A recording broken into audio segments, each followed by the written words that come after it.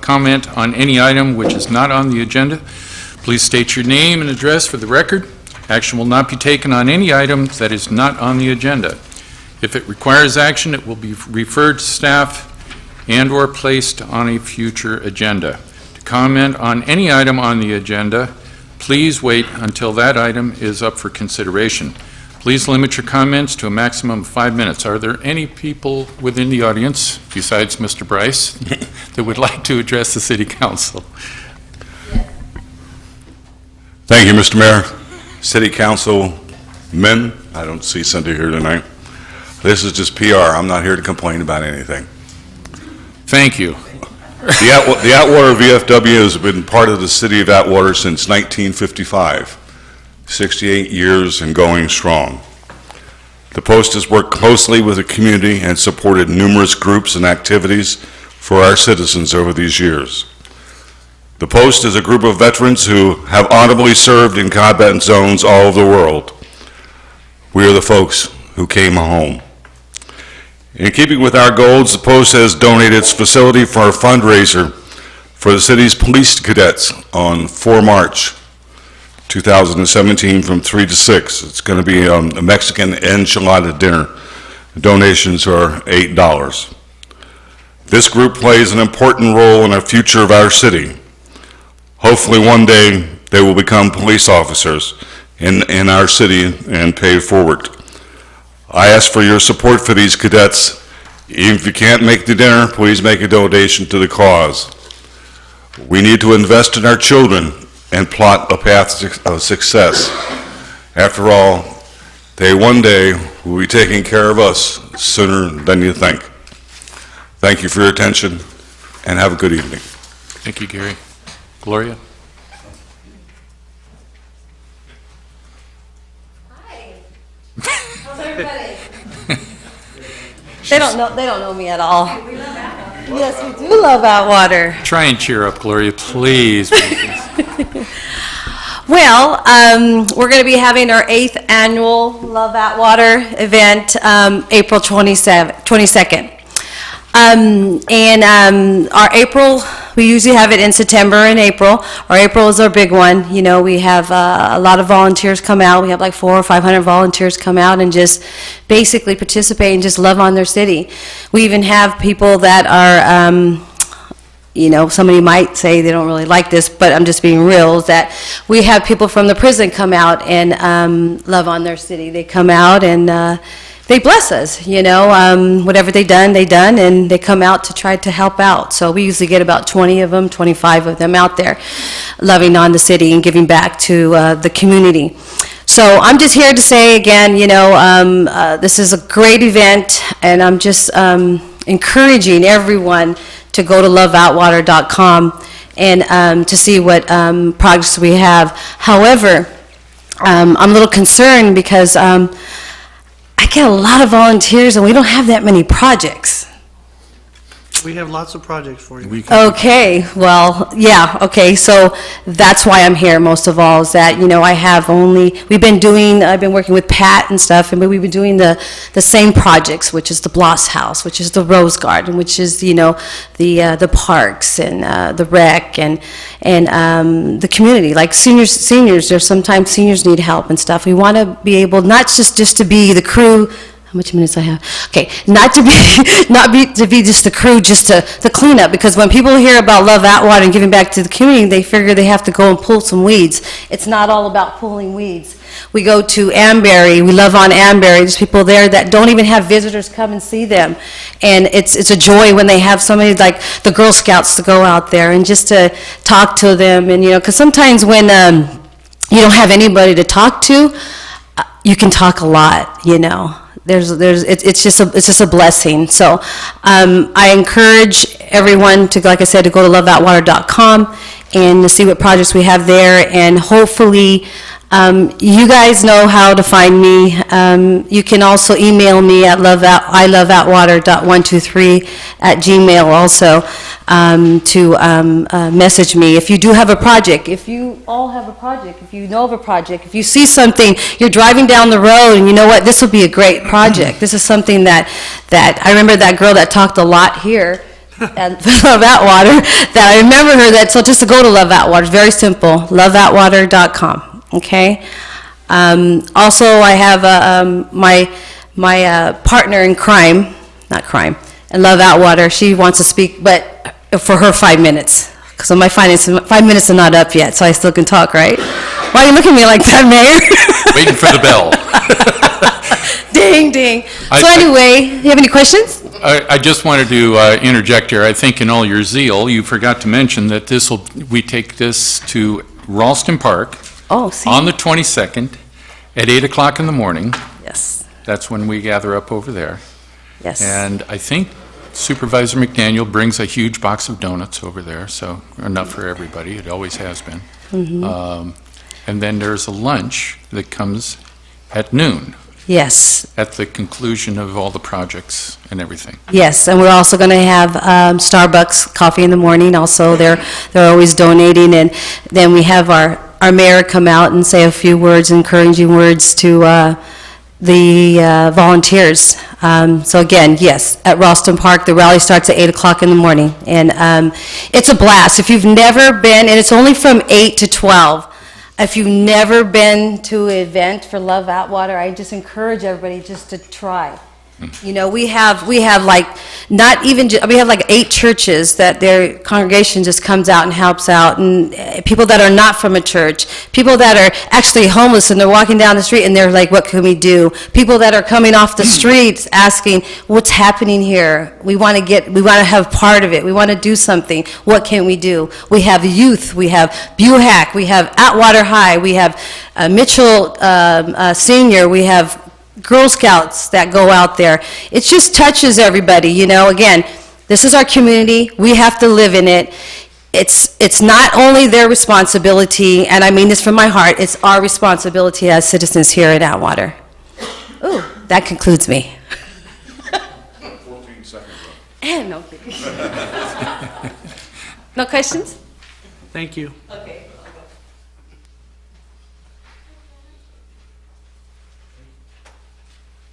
Hi, everybody. I wore my heels because I was like, this is going to be high. I'm a little short. So, good evening, ladies and gentlemen. Hi, everybody. I am the Love Atwater donation coordinator. I live here in Atwater, and I definitely love my community.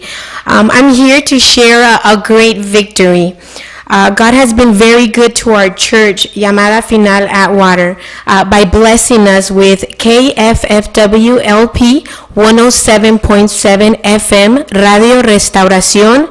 We are a Christian nonprofit radio station born in the heart of Atwater, with a mission to bring refreshing music to the soul and the Word of God to both Spanish and English-speaking individuals by teaching them the principles of the Word of God. And not only to preach the gospel, but to use this powerful tool of communication to keep the community informed on outreach events like Love Atwater, and police advice to avoid crime, and tools to help become a better citizen in the community. Spread the word, 107.7 FM, Radio Restauración. We look forward to working with the community, and we're here to serve you guys. Do you guys have any questions? Any questions? No? 107.7. Can you state your name so that we have that for the Maria Cruz. Thank you. Thank you. And see you guys at Love Atwater. God bless the city of Atwater. Thank you. Jeannie Knight, 3218 North Buhack. You have that look on your face, Mayor. I was going to see if you guys need any dumpsters. Absolutely. I'd be happy to donate some if that's okay with Scott McBride. We won't put it in front of your house, Scott. Well, I'm serious. Well, Allied Waste has got the contract. It's a donation. We should be able to put them in there. I really mean it because we talked about that. Thank you. They all know how to contact me.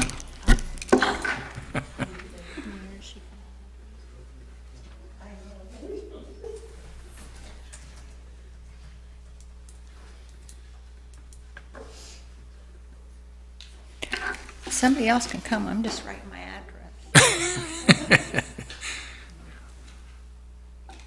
Thank you. Thank you, Jeannie. Good evening, Honorable Mayor and City Council members. My name is Nancy Young Bergman. I've come to you for several different things, and I was trying to remember why we were all cracking up the last time I came, but I think I was doing a sweet potato festival then. And tonight, though, I'm doing one that is really dear to my heart. I think you all know what Court-Appointed Special Advocates of Merced County, that's CASA of Merced County. Some of your neighbors, I think we have 18 advocates from Atwater, and we are having an event on April Fool's Day. What better day for an event? And it is called the Casa Cup, and it's a horse racing event, and your very own County Supervisor Darren McDaniel is rapidly and trying to read how to do a script for a horse race. So he has been really rehearsing for this. He is going to be announcing the horse races, and it'll be at the fairgrounds. The gates open at 6 p.m. April Fool's Day. And we would love to have more and more people represented from Atwater. And the major reason that we want to really reach out for all of you, to all of you is you have a lot of foster youth. And these foster youth really need help. And sometimes they're changed in their schools 8 to 10 times. And you know how hard it was for all of us to grow up with one school to go to and one set of parents. These children are getting taken every which way. The CASA Advocate, we're really proud of this program. It is a national program. The CASA Advocate is a consistent person in the lives. They kind of are the thread that takes them through the courts. They get to know these children. We have a really strong partnership with the Human Services Agency, but every social worker has probably about 30 children to try to get to know, to try to understand. They are so overworked. So the CASA Advocate is the one person assigned to that one child, that one foster child. So last year we took care of 148 foster youth, but we have approximately 600 at any one time that are in foster care system in Merced County, and we need you. Now this event, we're getting really well known for a very fun event. It's horse races. Larry Morse is the MC, and as I said, Darren's going to be doing the horse races, and it's a ton of fun. So hopefully you can come. I have some of these posters, and I've got quite a few of the big ones and some of the medium ones, so I'd love to leave them with you and have you take them to your workplaces, but we need you there. We need sponsors, and we would love to see more Atwater people. So thank you very much. Do you have any questions? Are you all familiar with CASA? We are now. Well, good. It is a great program, and we didn't have it for a long time. We were one of only, I think, 2 counties in all of California that didn't have the program, and now we do. So now it's up to us to make it happen for these children. So thank you very much, and I hope to see you there. Do you need my information? Nancy Young, and my number, because I have tickets. I actually have tickets. You can sign. I sign there. Okay, so I'd love to have you come. Thank you. Okay, I'll sign my name. I guess you're coming back. Oh, hi.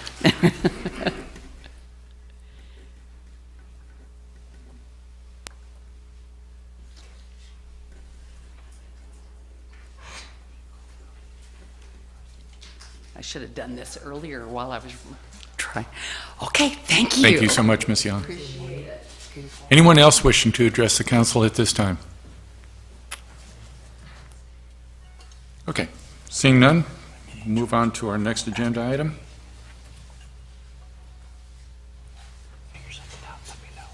We have presentation under item number 1, legislative items for 2017 and request for letters of support for Senate Bill 1 and Assembly Bill 1, transportation funding. Mr. Stephen Qualls from the League of California Cities. Good evening, sir. Good evening, Mayor. Honorable Mayor, council members, I want to apologize. I forgot to send Scott my PowerPoint, so one we have up here tonight, I'm going to have to look at occasionally because I have different versions. So it may not be the one that I have on my cheat sheet here, so please bear with me. But I want to thank you all for allowing me to come here tonight. My name is Stephen Qualls. I am your Regional Public Affairs Manager for the League of California Cities.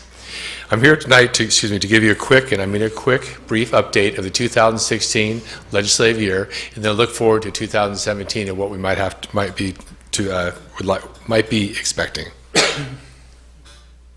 2016, there was an effort to secure reliable transportation funding. There were bills addressing affordable housing and homelessness. There were numerous individual bills limiting local authority, affecting local planning and housing. There was marijuana legislation in anticipation of legalization. There were legal battles over PEPRA, which is the Public Employees Pension Reform Act, and there were bills related to the California Voters' Right Act. And as you probably know, the Democrats hold a two-thirds majority in the Senate and the Assembly, but they're very slim margins. They only have one extra seat in the Senate and two in the Assembly. So since they need two-thirds vote to get anything on the ballot, they have to sometimes work across the aisle. Now, transportation funding last year. So the governor in 2015 put together a transportation conference committee to try to work out, find some way to secure transportation funding for our streets and our roads. But unfortunately, because of the differences in the sources of the funding and administrative changes, they were not able to do so. The Republicans mainly wanted changes in CEQA and cap-and-trade funds, and the Democrats mainly wanted increased taxes on gasoline and diesel as well as registration fees. So unfortunately, they were not able to come to an agreement, and they didn't have the two-thirds vote they needed to place on the ballot. The affordable housing. The year started off with the governor proposing what he called the buy right, and this is something that the League could have supported, except for a limited public input or discretionary reviews, such as conditional use permits. And this is a very strange bill for us and very strange bedfellows. It's not very often the League of California Cities, labor, and environmentalists all join together to oppose a bill. SB 1000. This was signed, and it requires an environmental justice element in all new and updated general plans. AB 2734. This would require the Department of Finance to calculate how much the state saved when they dissolved our redevelopment agencies, and 50% of that would have been returned to local government for affordable housing. Unfortunately, that one was not signed. SB 1069. This says if there's any second units that are connected to your water and sewer lines, you cannot charge them connection fees. And the League of California Cities and CSAC and other stakeholders have formed a working group on affordable housing, and they still meet to this day. Local Planning Authority. ACA 8 would have lowered the waste and stormwater threshold to 55% for increasing fees. ACA 4 would have lowered the threshold for transportation funding ballot measures to 55%. AB 45 would have required curbside household hazardous waste collection. AB 1978 required janitorial contractors to register with the Department of Labor. AB 1934, the city must offer density bonuses on mixed-use projects. AB 2835, this would require mandatory public employee orientation. The content would have been completely determined by the negotiating organization and would not have been negotiable. That did die, but we know it's already coming back again this year. And then SB 876 would mean that your police department would not be able to cite people for sleeping in their cars or any other public place.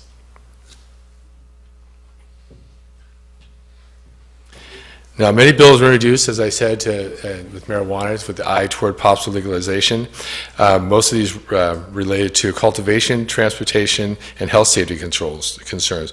But mainly, we want to make sure that we're able to keep the local control parts of the bill, and AB 266 will allow your cities to make decisions about the use and the dispensaries of medical marijuana. And then just as with marijuana, drones were a very hot topic also. There were efforts to try to limit or remove any liability for public agencies when it came to drones that might create dangerous situations. Only one bill, unfortunately, was signed. That was SB 807, which did just that. CalPERS and PEPRA. As you know, sure you heard what has happened with the CalPERS investment. The return in 2016 was only 0.61%. They're only 68% funded, and they have $8 billion more going out in benefits they do have coming in. Now, one of the reasons they've lost all this money is because of the fact that they have divested themselves from certain companies.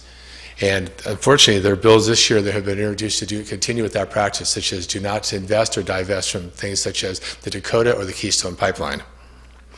Now, there were legal challenges, and in Marin County, the representative organization sued the pension board, saying they could not implement some of the things of PEPRA, such as the loss of spiking and buying airtime. They lost, and the court said that they're actually only entitled to reasonable compensation.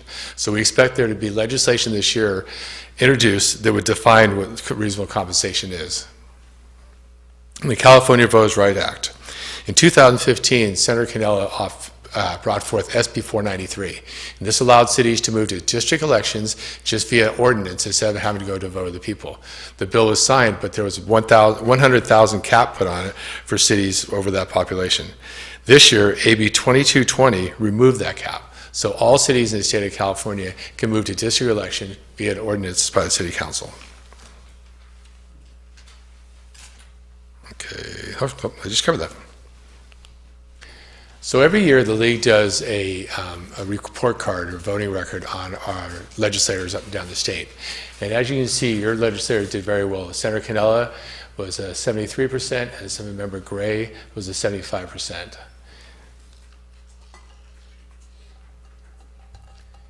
Last year, our longtime executive director, Chris McKenzie, retired, and we hired a new one, Ms. Carolyn Coleman, and she came from the National League of Cities, and she started with us in December. So what to expect in 2017? There's two major issues up in Sacramento, and that's transportation and affordable housing.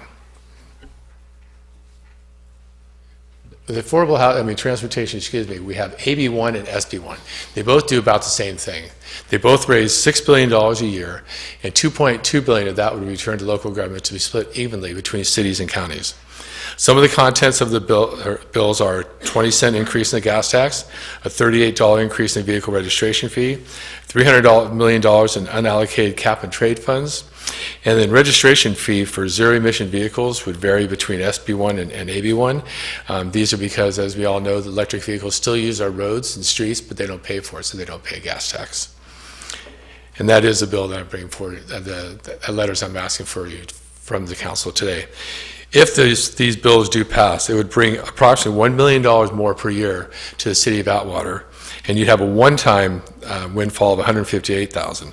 It would bring over $13 million this is annually, every year to the county of Merced, and they'd have a one-time windfall of $2 million. Now, these monies are only for maintenance rehabilitation. These are not for any new construction. Affordable housing. We don't have any specific bills right now, but unfortunately, Sacramento and the housing HCD are pointing their fingers at the local government and saying that it's your fault. It's your planning, it's your zoning, it's your NIMBYism that's making it hard for them to build affordable housing. And the governor has promised there's not going to be any new funds available from the general fund. And so they're actually looking at tying transportation funds to your arena and the building of affordable housing. Some of the proposals are to use housing enforcement element at the Attorney General's, allow any third party to bring an action, and a state appeals board at HCD. So I'm going to tell you now, please be ready to fight, be ready to send letters to call your legislators, because this is going to be a tough fight. Dates to remember, we have our quarterly division meetings. I'd love to have you come join us. It's a great opportunity to speak with the other mayors and council members. We did cancel the June one, the March one, but we will be coming up with, we'll be back with the June one. Oops. I'd like to also bring to your attention Legislative Action Day, April 19th. I really appreciate if you come up there. We meet with our legislators in their offices, talk with their staff, and be able to. It's nice to be able to meet with them up there in their Sacramento offices. And then we have our mayors and council members executive forum in June, which is a great opportunity. A lot of good sessions, educational sessions, and then our annual conference the 13th through the 15th. I'd encourage you to sign up for these and attend if you can. I'd also like to let you know that the League offers webinars, and they're usually free of cost. We had one on Proposition 64, and we have another one coming up on affordable housing. I encourage you either for yourself to watch them or have somebody with the staff, appropriate member of your staff, to sign in, because they're great opportunities to be able to educate yourself, and it's you give questions and answers with the experts who know what they're actually talking about up there. So what can you do? I'd really appreciate it if you could, I don't have all of your emails, and if you could please give them to the city manager, I'd appreciate it, so I can put you on my distribution list. I send out emails asking for letters of support, opposition, phone calls, emails, and stuff like that, because it really makes a difference in Sacramento when our lobbyist goes into a legislator's office, and he says, hey, I'd like to talk to you about AB 1234, and the legislator goes, I haven't heard about that bill. Well, if we go, hey, the mayor of Atwater called me or he sent me a letter or something like that, a councilman from the city of Atwater sent a letter supporting opposition, then we have our foot in the door. And it makes it a lot easier for our lobbyists to be able to talk to these legislators about these bills. So please, if you could, when I send out those requests for letters or phone calls or emails, please, if you could, just pick up your phone. I'm sure all of you have your legislators' cell phone numbers. We're very fortunate. Our legislators are very accessible. And also, one of the most powerful tools that you have is your endorsement. And so when it comes time for election and they come to you and ask for your endorsement, please look at their voting records. I can provide you a copy every year and see if they've actually stood up for local control and local funding and things like that benefit your city. And I also let you know that every year we have a PAC called City PAC, and that pays for our ballot measures. We've had two very successful ballot measures in 2006, I think it was. We had the first Proposition 1A, which protected your property taxes and your sales tax that the state used to steal. And I think it was in 2004. In 2006, we had a second Proposition 1A, which protected your gas taxes because they kept stealing your gas taxes. And that's what our PAC pays for. We've also had other ballot measures since then that have been very successful. So we have a PAC, and I have a golf tournament every year. And I don't ask people anymore if they play golf, because people will say, well, I did back in high school or something. If you have a set of golf clubs, and you kind of remember how to swing them, I'd really appreciate it if you join us for golf. We played at Diablo Grande Golf Course. It's a lot of fun. It's a good chance for you to get out there. And what I do is, and I'm going to admit it, I pimp you guys out to our sponsors because they want to spend the day playing golf with you guys, and that's what they do. So it's a great time. We always have a lot of fun, and I'd really encourage you to join us. And besides that, that is it. And I'm here to answer any questions that you might have. Are there any questions from the council for Mr. Qualls? Paul? SB1, AB1, how soon before we get an answer on that? They just got, SB1 just got out of both the transportation and the environmental quality committees, so it's going to be a while. When we were at the league, when we did the press conference, we were told it was going to be pretty quick and move through pretty fast. What's the... That was for the committee hearing. Okay. Yeah, we want to make sure we got it through the committee hearing. And thereby, we thank you again for coming and joining us. You're welcome. Yeah, that was to get it through the committee, the first committee hearing, because that was the most important part, is to get it to the committees, and then be able to get it to the floor, and then get it to the other house. Okay, so it's moving through pretty Yes, well. it's moving, There's yes. no opposition or...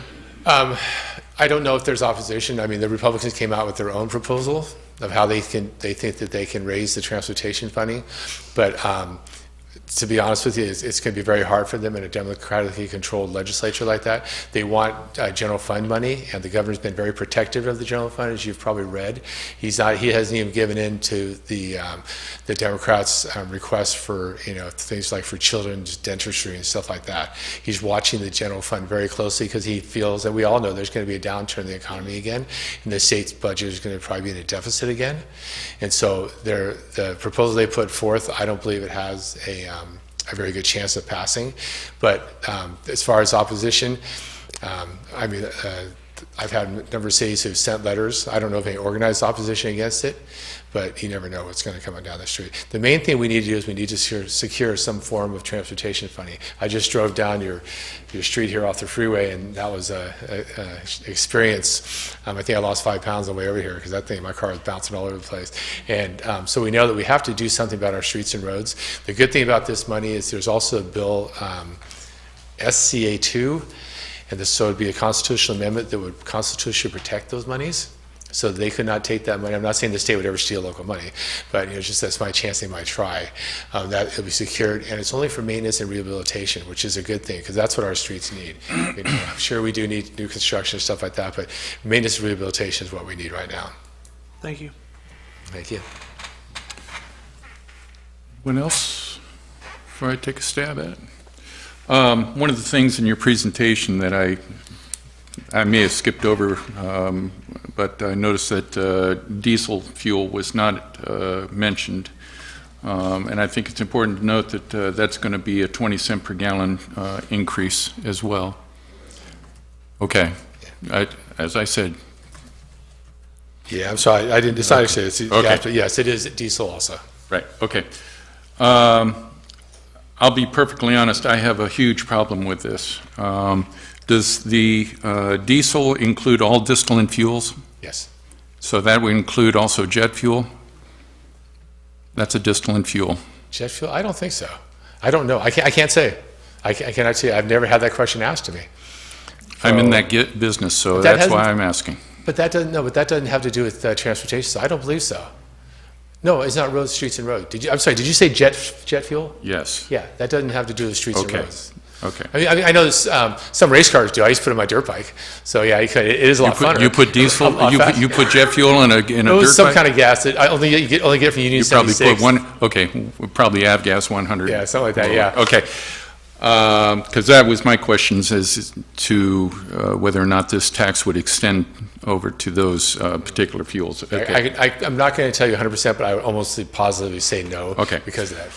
Well, as has probably been the case with all the council members here, I know I've been inundated with a huge amount of phone calls here over the past week or so with respect to the increase in our water rates. And I won't go into the history of all that, but nonetheless, there was an increase to that. To see 12 cents for gasoline, 20 cents for diesel fuel, to me is a huge hit on citizens within our community here and extending beyond the city limits here. With respect to the gasoline, for those citizens that I have been speaking with that had a hard time already with the water bill and now have another increase, I sure don't want to see them get hit with this as well. They are independent livers, and when they wind up having an increase such as this, along with their registration fees, this is definitely something for somebody who is a disability or a senior citizen who is on a fixed income. This is a huge hit. And the same thing goes true for diesel fuel for our ag community here, also for those in small business that depend on that type of fuel for transportation of all different sorts, but in particular for the independent truckers throughout this state, and those that are coming through from out of state. This is a huge hit. And I think, to be perfectly honest with you, that when you're talking about 20 cents and you think about how many people would pull into a pump every single day, 24 hours a day, this is an enormous amount of money that would be collected. But at the same time, it would be enormous to those people. For example, people that make deliveries to my business, they can go through as much as 300 gallons of diesel in a day for one truck. That's a lot to an independent company, and to somebody in the ag community that would be filling a combine or a tractor or any of this sort of thing. This is a huge, huge hit, and one that I personally don't think folks within the Central Valley and businesses within the Central Valley can absorb. We've already been nailed enough by way of the drought over the past couple of years, and to have something like this come crashing down on them, I think, is just asking a bit too much. So it's with that I would hesitate to say that I would be in support of saying that I would back AB1 or SB1. I would rather do with this as with what we did with Measure V, our transportation measure that we just had this past November. Rather say in a letter that we would encourage this to be as a ballot measure for the voters to decide.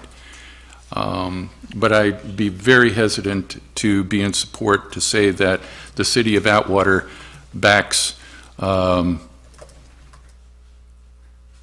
well, I'll have to watch my language, but I don't want to take our citizens down a financial path that I don't believe that they would want us to take.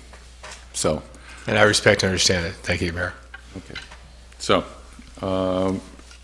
that would, I'll put that in the form of a motion that we support the idea of including this on the ballot, short of supporting the individual bills, Senate Bill 1 and Assembly Bill 1.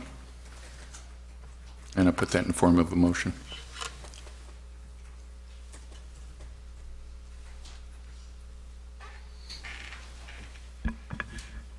I'll second it.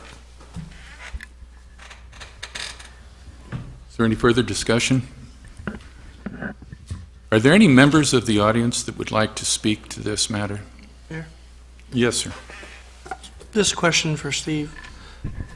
If we don't support this, does that jeopardize, if this thing plows through like it sounds like it's doing? That's where I was going at earlier.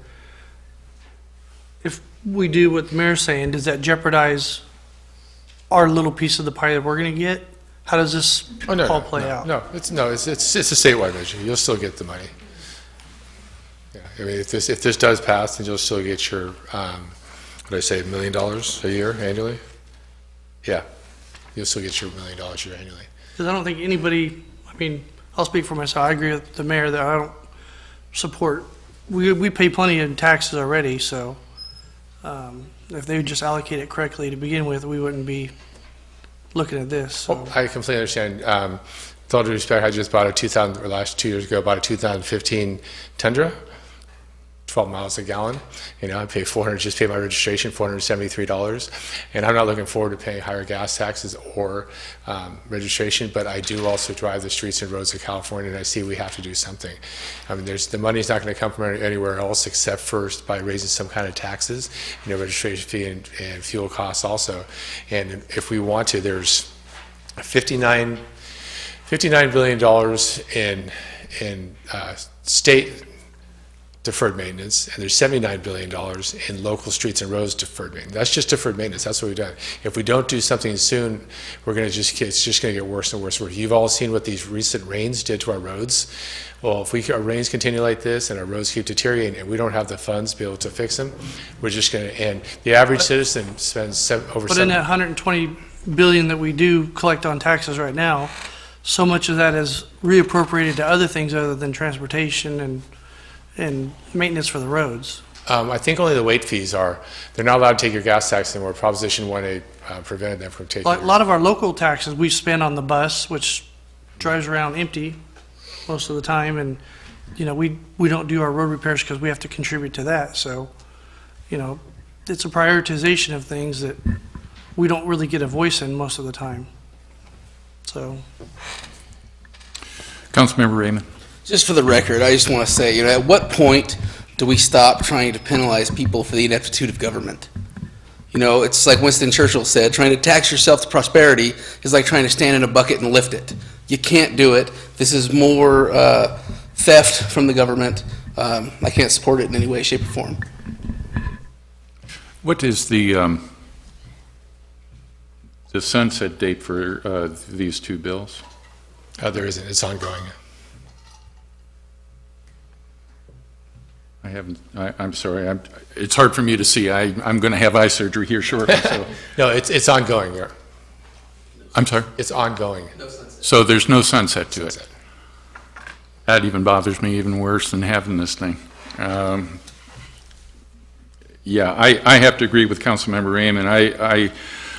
You know, we were promised, you know, by way of a proposition that both Senator Cannella and Assemblyman Gray supported respect to water, and we were supposed to have storage. I haven't seen any movement towards putting storage up, and if the recent rains haven't demonstrated our need to do that, I don't know what will. Councilmember Raymond. Mr. Mayor, can we open it to the public? Certainly. I believe we have some member that wants to speak. Certainly. Come up, Jeannie, come to the mic, please. You mentioned that the DM fees were going to be, what, $32? 35. What about the diesel trucks? I believe I read that's on the weight. No, I said the weight fees. The weight fee is what the trucks are going gonna, And that's the money, the one-time money that you get back, $158,000, is the money that the state had taken previously. but for the DMV to renew your DMV, I read somewhere in the newspaper that it was gonna go by the weight of the truck. I'm not aware of that. I can find that out if you like me to. I mean, you're not going to send it to the bill, but I'm not quite sure. I've never heard that. But there's a lot of parts of the bill that I'm not familiar with. Is there anyone else wishing to speak to this matter? Okay. Okay. Well, I want to thank you all for considering it. I really appreciate it. I understand your concerns, and I completely understand your concerns. And I hope you have a nice evening. And I've got to take off. My City of Houston is having their State of the City address tonight. Oh, and so okay. I've got to be there at 7 o'clock, and I'm also going to do a presentation for them also. So I want to thank you all. It's nice meeting you all. If you could, please, if you'd like to get my emails, please make sure that you get your emails to the city manager. And if you could give me your personal emails, those ones I have for everybody, not everybody, vast majority of our council members, I keep them very private. I blind CC on all emails so you won't receive any spam from anybody else, I promise you.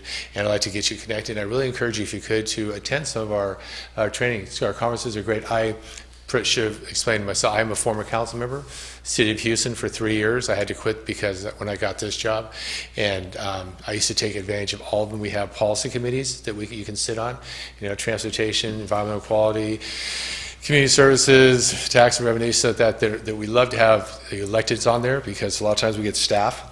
We want the elected point of view. So I really encourage you, please, when I send out the emails, looking for people to join those committees, and when I send out the emails to let you know about our conferences, please take advantage if you could, because it's a great opportunity for you to become a better and more well-informed representative for your citizens. Very good. Thank you, Mr. Walls. Thank you I again. appreciate Have a you great coming. day. Thank you.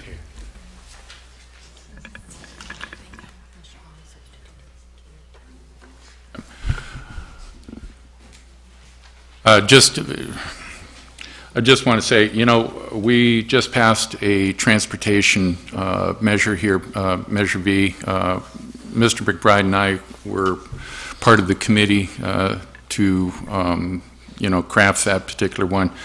And what Mr. Qualls says is absolutely true. I don't think there's a person in the room here or looking in at home that doesn't agree that we have some roads that are in dire straits. There's just no getting around it. But on the other hand here, this is really reaching into our pockets. And I don't want to see another senior citizen or another fixed income person come calling me or any of our other council members here and jump in our case, for something that was beyond our control. This is within our control. Mr. Vineyard. Yeah, could you reread the motion, please, so that we're specific on?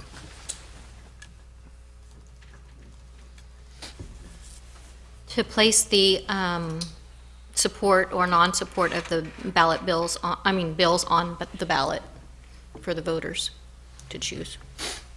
Which means we're not endorsing it, basically. No, we are not. That's your intention, not endorsing, basically give it to the people to vote. Just want to clarify. Correct. It is very neutral in that we support it to be placed on the ballot, but we are not lending any endorsement to SB1 or AB1. Okay? Clear? Thank you. Okay, good. Any other comments or questions? Mr. Green. So, as it's reread, staff's recommendation is either motion to approve, so if we just don't approve it, it dies, right? We don't have to do the letter, mess with it. My motion is not to endorse it for support and passage. It is to endorse or to merely state that we support placing it on the ballot for voter consideration, but not as an endorsement of the bills as written. I'm just confused because there's no mention of the ballot on the agenda item, so. There's no ballot. Yeah, so can I amend the motion back to the original staff's, and then we vote it up or down? You could do that. And that still leaves your motion if that motion fails. Correct. Go ahead and make your motion. Motion to not approve staff's recommendation as presented. Is there a second? Well, for clarification, so you're asking to vote to not approve staff's recommendation, which is approving this. Correct. I'll second. Okay. Call for the question. Creighton, Yes. Vineyard, Yes. Raymond, Yes. Price. Yes. Motion passed. Okay. And now my motion? Okay. We'll call for the question. No. That motion passed, so we don't need to do that motion, correct? No, mine is to notify that we endorse that it be, that it goes to them to say that we support it going as a ballot for people to decide, for it to be No, placed on the ballot as a measure to be supported, Correct, Mr. or a Mayor, but I think proposition. the last motion, if it passes, that negates the first motion. Mr. Mayor, if I could. Sure. No. Okay, so Robert's rules or whatever, we're doing Rosenberg's Rules of Order here. Okay. So I think the difference is whether or not you were making a motion to amend or a motion to substitute the original motion. And so your motion, as I'm reading it, would be to substitute because it's totally a different motion than what the mayor had Okay. moved. So in that case, where the substitute motion passes, then it would substitute for the original motion and it would eliminate that. Fair enough. Okay, thank you so much. That's why she's the attorney and I'm just a, I just have to bring my cheat sheet. don't we all? Okay, so, next item. Where are we at here? Consent calendar. Go ahead. Notice to the public, background information has been provided on all matters listed under the consent calendar, and these items are considered to be routine. All items under the consent calendar are normally approved by one motion. If discussion is requested on any item, that item will be removed from the consent calendar for separate action. Well, with the exception of item number 6, which I think Gloria took care of quite adequately, are there any other items on the consent calendar that council members would like to remove for separate consideration? Are there any members of the audience that would like to remove any items on the consent calendar for separate consideration? Mr. Raymond. Motion to approve the consent calendar as agendized. Second. Okay. Call for the question. Vineyard, Yes. Creighton, Yes. Raymond, Yes. Price. Yes. Motion passes. Treasurer's report for the month of January 2017, Mr. Heller. I'm here. Oh, I know.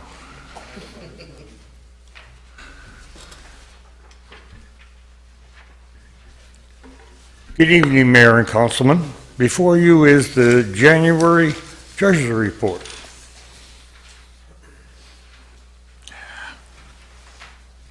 Any questions?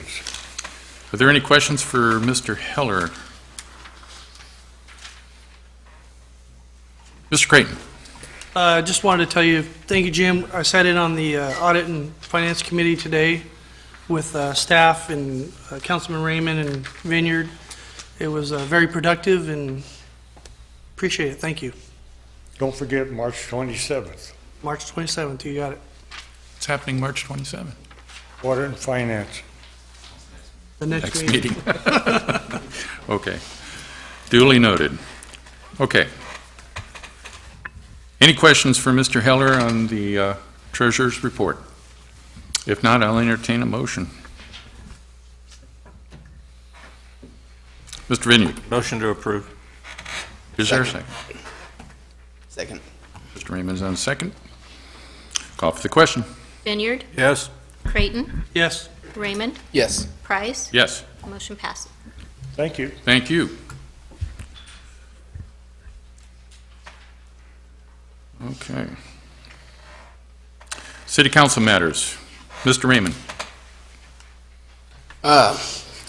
With the current budgetary issues, we need to start looking at the budget in a line item format, as in the old budget, the way it used to be presented. We also need to look at a spending and hiring freeze, not permanently, but just where department heads can come and ask for funding of positions. But more importantly, last week, we were shocked with the news of passing of a local resident, actually an old boss of mine. Ramel Van Vley suddenly passed away out of town with her husband. She was a local business owner for a long time and a recent grandmother. We can all go at any time, so just hold your loved ones close. That's it. Absolutely. Mr. Vineyard. I have nothing this evening, thank you. Okay. Mr. Creighton. About three things. The Balas House, I don't know who we need to talk to, but I was out there the other day in the Rose Garden area. I think Greg McDaniel is still in charge of that. I was supposed to get with him, but I didn't. We need to do something that's our only gym we have in town. Not only gym, but it's the best gym that we have, and it looks appalling. And I don't think, as a council, we can continue to let that thing look the way it looks.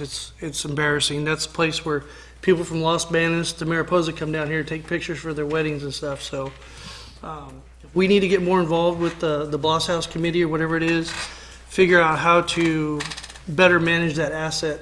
I would like to start attending that or check in with them on behalf of the council and add my comments and try to contribute something positive to that. The recycling drop-off, we talked about recycling at our first town hall meeting we had over at the community center, and I met with our waste company, and we batted around a bunch of different things short of running another truck around and charging people another fee, a tax. There's other municipalities around that have a drop-off center located, could be at the public workshop. I don't know where it would go, but it would be 3 or 4 4-yard bins if you felt like recycling, between 8 and 5. You'd be able to go put glass, paper, cardboard, or plastic in one of those bins, and the solid waste hauler agreed to that. So we need to get with, I'll probably work with Patrick on that and let staff start determining where they could best put that. I'd like the approval of the council to do that. So if you Yeah. want to put it on the agenda for the next council meeting, that's fine, or if you want to just have staff work with Well, our waste hauler. Yeah, if we could, this is a subject near and dear to me, as you can probably well imagine, Well, I having been promise in you that. I would Yeah. do something at that Yeah, meeting. yeah, I know, and it's, we want to make sure that, I like the idea of a drop-off as well, but we need to make sure that it's in an area that's going to be secure and that type of thing. Yeah, I agree. Yeah, so, yeah, Maybe we can come work back to with the this. city manager and let him have his, Sure, you can run that, Scott. certainly. Actually, very good timing. We're meeting with Republic tomorrow at 11, so I'd be happy to discuss this and also the idea of donated bins for Atwater Cleanup Day. So we'll take care of both those issues and a few other ones that we've got on our slate already. Okay, and then I'd like to help out if they need help Certainly, with that. sure. We've got a good example over Livingston, Patterson, Clovis, and a couple other communities where Okay. keep this as simple as we can. So if you want to Absolutely. recycle, you just pull up and it's real easy. It's not a hassle for our staff or Public Works, but it does get locked up after working hours so that we don't have people creating an issue. The comments Councilman Raymond brought up, budget, the new 17-18 year budget we're starting to work on. Go back to the traditional budget format, line item, whatever you call it, but the comprehensive document, I agree with that, so I'd like to put that on the next agenda to make sure that we're all on the same page wanting to go back to the line item budget, that we know what we're talking about. So Okay. the traditional municipal budget is what I'm looking for. Yeah, I don't know that you have to take action on it. I've already discussed it with the department heads. We're preparing for it. We have a plan to do that for you, so we're going to have more details with information for you to take action on. Great. The last item was the hiring freeze that Councilman Raymond brought up. I agree with that. I think that we need to discuss that through the city manager, not like we're not going to hire anybody anymore, but we need to freeze what's going on and have discussions. We start bringing staff or more employees in.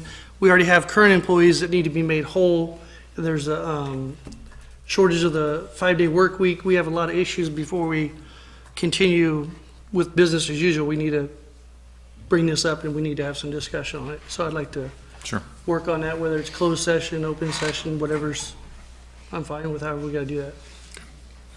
Okay. So can we put that on the agenda for future? I just wanted to be a little bit careful about this issue because of the way that the Atwater Municipal Code is written, and the decisions with respect to personnel rest with the city manager, of course, with the guidance of the council, but taking formal action on things like that, I've not researched whether that's possible, so if that is something you want on the agenda, then I would want to research whether we could, that's even appropriate. Where I'm going with that is that we're still in a financial, we're really in bad shape right now. We're being told there's potential for CalPERS to go up 60% in the next 18 to 24 months. 60% is millions of dollars. We don't have millions of dollars now to operate things. So I don't want to get into the personnel stuff either, but Sure. what I'm trying to convey is that the council and the city manager are on the same sheet, and not to hide it from any, we're not looking to do this in the backroom deal or anything, but we want to make sure everybody knows things are really not rosy. Sure, and the other thing that we just need to keep in mind is when you talk about hiring freezes and things like that, those are terms and conditions of employment, and those require negotiations with the union. And so there's a big process, and that's why I'm just a little, it's making me a little bit nervous sitting up here having a discussion Well, about let's this. change it from hiring freeze to staffing issues. Okay. Well, let's be careful even with that, because we could drift into territory. So we're what not- I would say is that Yeah. what is very appropriate is for, council members, just like the public, can voice their concerns about staffing issues and concerns about salaries and concerns about Yeah. other terms and conditions. You can definitely voice those concerns. Those concerns are heard by your staff, and then we can do what we can to implement within the bounds of the law. I think we get the gist of where you're going, though. Yes. Yeah. Okay. Thank you. That's all I had. Okay. very Thank good. Okay. Yeah, go ahead, Scott. Mayor, Council, I wanted to add one item to, not to the agenda, but just as an informational issue. We've been requested, as you know, from several potential businesses to work on an ordinance related to commercial cannabis, and with the attorney's support, we have a draft ordinance we're looking at and reviewing. They've also had a request, if we would be so inclined, to set up a symposium where we could have community center open for a series of speakers to come talk about it. I know that it's a very difficult subject for a lot of people. I know that it has a lot of negative connotations, and we wanted to be able to provide public information that might be available out there. And so I'm going to be looking at a couple dates to reserve a facility for it, potentially looking at March 29th or March 30th, I believe. And we'll get more information out in the future. And it would just be a community event, not an adjourned council meeting or special meeting, but something that would be open to the public. And so we'll keep you all informed as we go forward. Okay. Okay, some stuff that I have, I'm sorry. Couple of things that I have here, something that I think people will gravitate to, they're going to enjoy. Have been contacted from McConnell Air Force Base in Kansas. They intend to come to council on 24 April for a 6 or 7 day refueling exercise, 6 KC-135s. There is about 85 support people and flight crews that are coming, and they're going to be, you're going to see a lot of blue suiters roaming around the city of Atwater, and I think that's probably pretty good news to a lot of people. Yeah, there you go. So they've already rented out some 90 rooms over at the Courtyard Marriott and all that, so it looks like the wheels are in motion for this thing. So that'll be the 24th of April through the 2nd of May. There's been a lot of discussion here with respect to the recent rains and how, hallelujah, the drought is over. Well, the drought is not over. And as recently as this morning, I heard of a report that has come down from NASA, of all people, that the subsidence problems within Merced County are still very real. Some areas, especially out in the El Nido area, have the earth has actually sunk some 20 inches and continues to do so. This is caused by the aquifer being pumped, and as a consequence to that, the clay layer on top sinks down, filling the gap where the water once was. And once it is gone, you can't refill that. So there are areas where we do have aquifers that are refilling. However, we need, according to what I just was told here or heard in the report, we need about 5 years straight of rains such as we are experiencing now in order to recharge our aquifers. I just looked at our wells compared to last summer around the June-July time frame, and the total was 122 compared to February right now, where it is down to 107. So that's a pretty good steady reduction in what our aquifers are doing here within the city. So it's important for people to understand that we have not gotten out. As a matter of fact, we are still in, depending on where you are in the Central Valley, either an exceptional or an extreme drought condition. So it's not time to forget about that sort of thing. It is not time to start saying, I can water every day, I can do all the things that I used to do. Everything is taken care of. We are still under drought conditions. So please keep that in mind. You know, this may be the last big rain that we get for another 5-6 years. We have no way of knowing. Only God Almighty can make that judgment. So please keep these things in mind. Watch your water consumptions and what you're doing with your water. I honestly don't believe that we're out of the woods with any of this. And the reports that I've been seeing, I think, substantiate that. And lastly, you probably saw here recently of another officer shooting down in Southern California. It happened in the city of Whittier. I'm from Whittier. I spent all of my youth and part of my adult life there before going in the Air Force, living in Whittier. Keith Boyer, the officer who lost his life tragically here a week or so ago, was somebody that our family knew. Keith was a graduate of Lucerna High School in Whittier, where I am a graduate of, and all my brothers and sister are. And Keith was, according to my younger brother, who was really a good friend of his, Keith was the least likely person that you would ever expect to go into law enforcement. And I'll just kind of share one little story that he shared with me. They used to go over to the Vaughn's supermarket that was right around the corner from us. And Keith and my brother used to jump the fence over there where they would keep the bottles that they just went and redeemed. Do you see where this is going? And they chucked the bottles over, and then went around to the front and cashed them in again. So, it was that kind of stuff that they used to do back then. So, but nonetheless, Keith was a very, very good officer. When he completed the academy, he was the school resource officer at Lucerna High School and earned himself a huge reputation with those kids, and was one that they really looked up to. Shortly after that, it was that he did that for a few years and then went and did street patrol. How my brother found out that he, in fact, went into law enforcement was he had a car that was parked in front of my parents' home, and somebody came barreling down the street and nailed it and knocked it up on the lawn and everything. And when my brother came driving up to the house, he noticed a police car out in front. And when he got out, lo and behold, who's out there taking the report? It was Keith Boyer. So it was like old homecoming, and, these guys, great, seemed to be pretty good friends. So when he lost his life here a week or so ago, this hit him kind of hard, and, it brings it all home.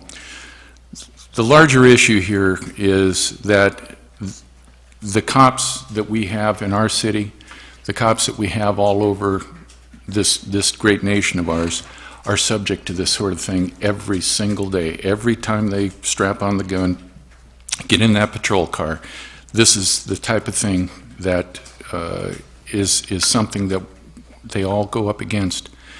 And, it's a sad day when I see my own hometown, having, an officer lose his life like that. I tried to contact the mayor of Whittier to express our condolences to him and to his department and to Chief Piper down there. I intend to do that, and tonight, in addition to Romuald Vandelay, I want to also include Keith Boyer tonight in our prayers, and to his family, and to all the officers nationwide who dedicate themselves to their jurisdictions, and adjourn our meeting this evening in his memory, and all those that have lost their lives, and to all those that are still serving our communities with honor and distinction. So I'll adjourn the meeting in Keith Boyer's name tonight as well. Thank you, ladies and gentlemen. Continuation of closed session is necessary. Yes, we're going to continue our closed session, and we will come back and report out of closed session. Thank you, ladies and gentlemen.